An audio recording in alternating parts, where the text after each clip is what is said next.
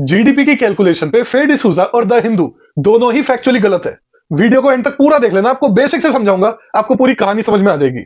तो रिसेंटली फ्रे डिसूजा ने एक पोस्ट डाली जिसमें उन्होंने बोला कि भारत सरकार शुरू से इनकम अप्रोच पे रिलाई करती है जीडीपी मेजर करने के लिए, जहां हम मेजर करते हैं incomes of government, people and companies.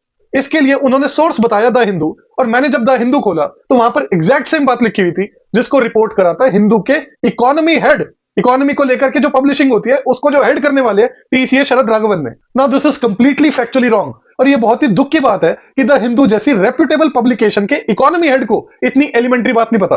मैं आपको बेसिक से समझा देता हूं। भाई जीडीपी क्या होता है? जीडीपी हमें बताता है कि एक साल में देश की ज्योग्राफिकल टेरिटरी के विद इन कितनी इनकम जनरेट हुई। इसको कैलकुलेट करने के लिए तीन अप्रोचेस हो सकती है।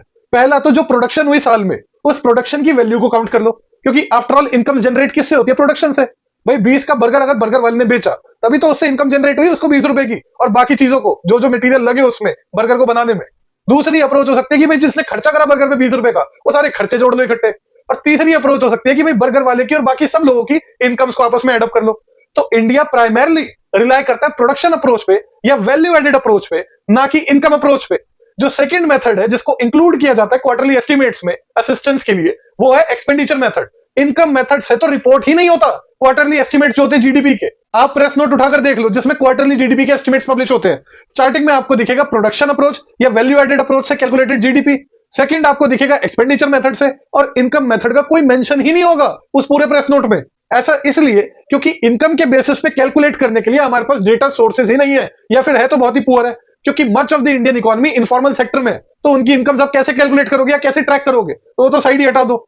जो एक्सपेंडिचर मेथड से हम मेजरमेंट करते हैं उसमें भी काफी दिक्कतें हैं। जो बेस्ट हमारे पास डेटा सोर्सेज है वो प्रोडक्शन मेथड है, इसलिए प्रोडक्शन मेथड ही प्राइमरली यूज किया जाता है जीडीपी को रिपोर्ट करने के लिए। अब एक आइडियल सिनेरियो में चाहे आप प्रोडक्शन मेथड से कैलकुलेट करो, चाहे इनकम से, चाहे एक्सपेंडिचर से, तीनों से रिजल्ट सेम आना चाहिए। पर क्योंकि डेटा सोर्सेज डिफरेंट है, उनका कवरेज और स्कोप डिफरेंट है, इंडिया इतनी बड़ा कंट्री है, यहां पर इन्फॉर्मल सेक्टर इतना बड़ा है, तो तीनों की कैलकुलेशन में हमेशा फर्क आएगा। इनकम मेथड से तो निकालते ही नहीं। तो एक्सपेंडिचर मेथड से और प्रोडक्शन मेथड से जो फर्क आता है उसको बोलते हैं डिस्क्रिपेंसी। अब इस डिस्क्रिपेंसी को लेकर के इतना हुआ बना रखा है इन्फ्लुएंसर्स ने कि डिस्क्रिपेंसी आ गई, कोई ना कोई यहां पर झमेला हुआ है, डंडी मारी गई है। अरे डिस्क्रिपेंसी तो हमेशा आएगी ही, क्योंकि मेजरमेंट के हमारे टूल्स इंपरफेक्ट है और उनका स्कोप भी डिफरेंट है। लेकिन प्रोडक्शन मेथड का हमारे पास बेस्ट डेटा सोर्सेज अवेलेबल है, तो हम उसको ही काउंट करते हैं, इसको काउंट नहीं करते। खैर टीसीए शरद राघवन वही व्यक्ति है जो बजट आने से पहले जनवरी में आर्टिकल क्या पब्लिश कर रहा था कि भाई 1 करोड़ की इनकम अगर आप सालाना कमा रहे हो तो आप मिडिल क्लास हो, आप अमीर नहीं हो। ये टीसीए शरद राघवन है, द हिंदू का इकोनॉमी हेड। ये बंदा मिनिस्ट्री ऑफ फाइनेंस को कंसल्टेंसी देता था, निर्मला सीतारमन को रियल टाइम बेसिस पे अपडेट्स देता था, उनको एडवाइस करता था। अब ये हाल है, इनको बेसिक्स पता नहीं।